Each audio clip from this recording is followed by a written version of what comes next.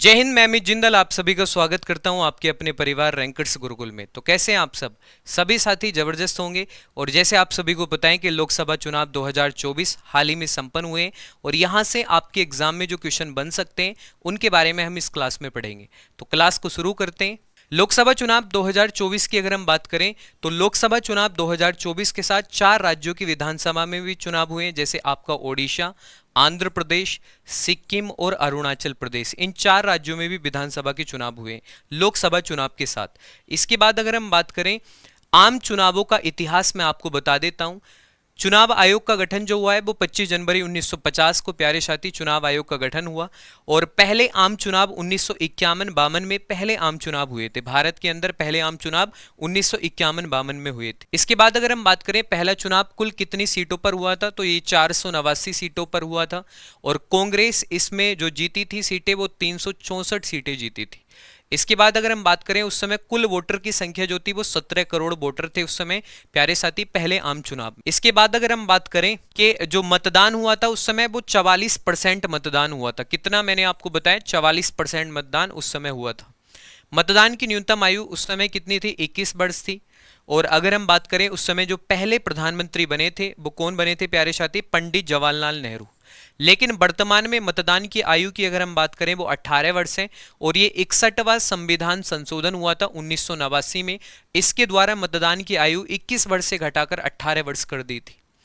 इसके बाद अगर हम बात करें लोकसभा चुनाव 2024 के बारे में हम पढ़ेंगे। लोकसभा चुनाव 2024 7 चरणों में संपन्न हुए और यह चुनाव प्यारे साथी 19 अप्रैल से 1 जून तक आयोजित किए गए 7 चरणों में। और अगर हम बात करें कि इसका जो परिणाम आया था वो 4 जून को प्यारे साथी इसका परिणाम आया था। और अगर हम बात करें यह 18वीं लोकसभा के लिए चुनाव हुए थे। किस लोकसभा के लिए, मैंने आपको बताया 18वीं लोकसभा के लिए प्यारे साथी यह चुनाव हुए थे। और अगर आपसे पूछ ले कि मुख्य निर्वाचन आयुक्त कौन है भारत के, तो मुख्य निर्वाचन आयुक्त कौन है, मैंने आपको बताया राजीव कुमार है। क्या नाम है प्यारे साथी, राजीव कुमार। अन्य चुनाव आयुक्त तो 2 हैं, एक तो पहले ज्ञानेश कुमार और दूसरे हैं सुखवीर सिंह। दूसरे कौन मैंने आपको बताया, सुखवीर सिंह प्यारे साथी दूसरे हैं। कुल रजिस्टर्ड मतदाता की अगर हम बात करें तो 96 करोड़ 88 लाख 21,926 मैंने आपको बताया कुल रजिस्टर्ड मतदाता थे। और पुरुष मतदाता की अगर हम बात करें इसमें पुरुष मतदाता 49 करोड़ 72 लाख 31,000 प्यारे साथी पुरुष मतदाता थे इसमें। और अगर हम बात करें महिला मतदाताओं की संख्या कितनी थी, तो बच्चे 47 करोड़ 15 लाख 41,888 थी। अगर आपसे पूछ ले कि ट्रांसजेंडर मतदाता कितने रहे हैं, तो 48,044 प्यारे साथी मैंने आपको बताया ट्रांसजेंडर मतदाता रहे हैं। ठीक है। इसके बाद अगर हम बात करें दिव्यांग जो विकलांग मतदाता थे उनकी संख्या कितनी थी, 88,35,449। कितनी मैंने आपको बताई, 88,35,449 थी। इसके बाद अगर हम बात करें तो चुनाव आयोग की जो टैगलाइन थी इस बार वो क्या थी, चुनाव का पर्व देश का पर्व। क्या मैंने आपको बताया, चुनाव का पर्व और देश का पर्व। वर्तमान में भारत का मतदाता लिंगानुपात कितना है बच्चे, 948 है। ये बहुत ज्यादा इंपॉर्टेंट क्वेश्चन है। और कुल मतदाताओं ने भाग लिया 64.2 करोड़ मतदाताओं ने इस बार बच्चे भाग लिया था। और इसके बाद अगर हम बात करें कुल महिला मतदाताओं ने भाग लिया था 31.2 करोड़ महिला मतदाताओं ने इस बार भाग लिया था इस चुनाव में।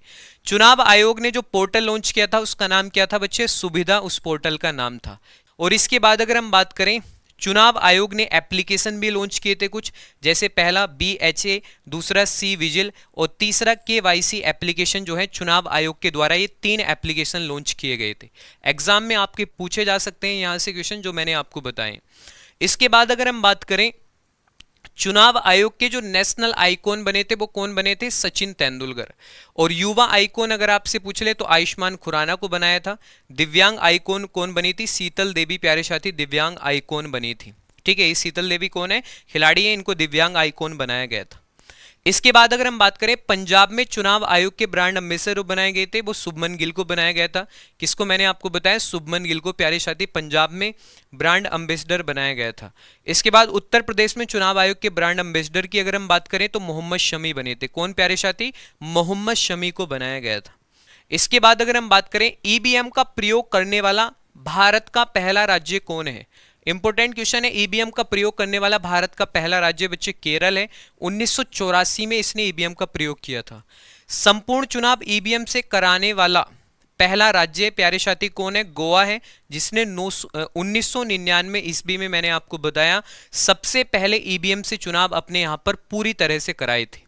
ठीक है, इसके बाद अगर हम बात करें संपूर्ण लोकसभा चुनाव पहली बार ईवीएम द्वारा कब कराए गए थे, तो 2004 में प्यारे साथी पहली बार मैंने आपको बताया संपूर्ण लोकसभा चुनाव पहली बार ईवीएम से कराए गए थे। इस बार अगर हम बात करें जो 18वीं लोकसभा के लिए प्यारे साथी चुनाव हुए, 18वीं लोकसभा के लिए इस बार जो चुनाव हुए वो कितनी सीटों पर हुए? 543 सीटों पर हुए। इसकी अगर हम बात करें जनरल के लिए आरक्षित सीटें कितनी थी, तो इसमें जनरल के लिए आरक्षित सीटें थी 412। कितनी थी बच्चे? 412 मैंने आपको बताया जनरल के लिए आरक्षित सीटें थी। इसके बाद एससी के लिए आरक्षित अगर आपसे पूछ ले तो 84 थी, और अनुसूचित जनजाति एसटी के लिए कितनी थी? 47 प्यारे साथी सीटें थी। इसके बाद अगर हम बात करें सबसे ज्यादा सीटें जो हैं किस गठबंधन ने प्राप्त की हैं, तो एनडीए गठबंधन ने प्यारे साथी 292 सीटें इस चुनाव में प्राप्त की हैं, एनडीए गठबंधन ने। इसके बाद अगर हम बात करें इंडिया गठबंधन ने कितनी सीटें प्राप्त की हैं? 234 सीटें प्राप्त की हैं। और अगर हम बात कर लेते हैं भारतीय जनता पार्टी ने 240 सीटें प्राप्त की हैं प्यारे साथी, और इंडियन नेशनल कांग्रेस ने कितनी सीटें? 99 सीटें मैंने आपको बताया इंडियन नेशनल कांग्रेस ने प्राप्त की हैं। इसके बाद अगर हम बात कर लेते हैं समाजवादी पार्टी ने कितनी? 37 सीटें प्राप्त की। और बच्चे अखिल भारतीय तृणमूल कांग्रेस के द्वारा कितनी? 29 सीटें प्राप्त की गई थी इस चुनाव में। और इसके बाद द्रविड़ मुन्नेत्र कड़गम पार्टी की अगर हम बात करें तो इसने 22 सीटें मैंने आपको बताया इसने प्राप्त की थी। कितनी? 22 सीटें। ठीक है, और इसके बाद जनता दल की अगर हम बात कर लेते हैं, जनता दल ने कितनी सीटें? तो प्यारे साथी जनता दल ने 12 सीटें इस चुनाव में प्राप्त की। कितनी? 12 सीटें। और इसके बाद राष्ट्रीय जनता दल की अगर हम बात करें तो बच्चे इसमें 4 सीटें इस चुनाव में इसने प्राप्त की हैं। और इसके बाद युवलन श्रमिक रायतु कांग्रेस पार्टी की अगर हम बात करें तो इसने भी प्यारे साथी इसमें कितनी? 4 सीटें मैंने आपको बताई इसमें इसने प्राप्त की हैं। और इसके बाद अगर हम बात कर लेते हैं आम आदमी पार्टी ने कितनी सीटें इस चुनाव में प्राप्त की हैं, तो 3 सीटें प्यारे साथी इस चुनाव में आम आदमी पार्टी के द्वारा प्राप्त की गई। और अन्य जो दल थे, मतलब अन्य अगर हम बात करें तो उन्होंने 93 सीटों को प्राप्त किया। कितनी? 93 सीटें।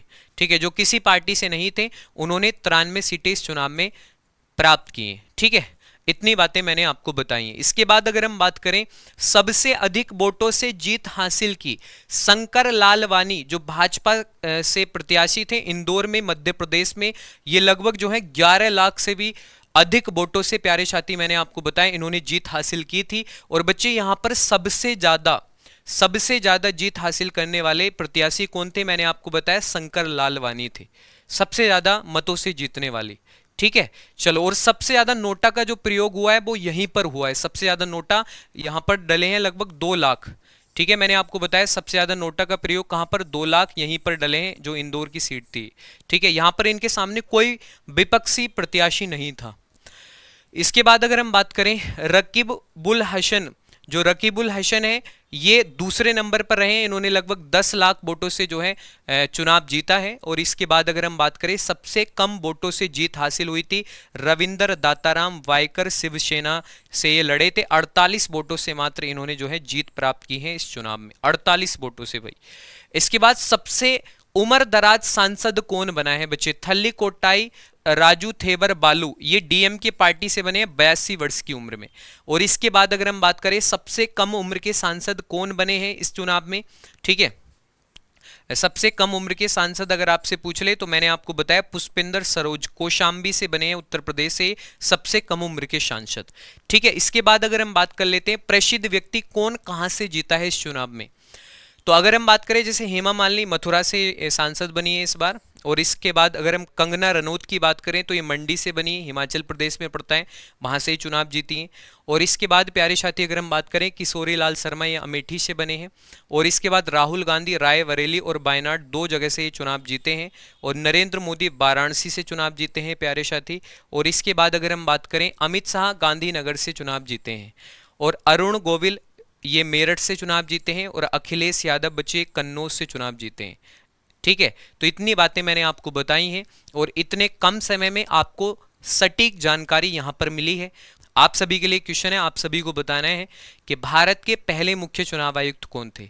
सभी साथियों को कमेंट करके जरूर बताना है कि भारत के पहले मुख्य चुनाव आयुक्त कौन थे। और इसी के साथ हमारी क्लास यहीं पर समाप्त हो जाती है। अगर आपको क्लास अच्छी लगी है तो क्लास को लाइक करें और ज़्यादा से ज़्यादा बच्चों को शेयर करें, ठीक है। और कमेंट करके जरूर बताएं कि आपको कैसी लगी है हमारी क्लास। तो मिलते हैं नेक्स्ट क्लास में, तब तक के लिए जय हिंद, जय भारत।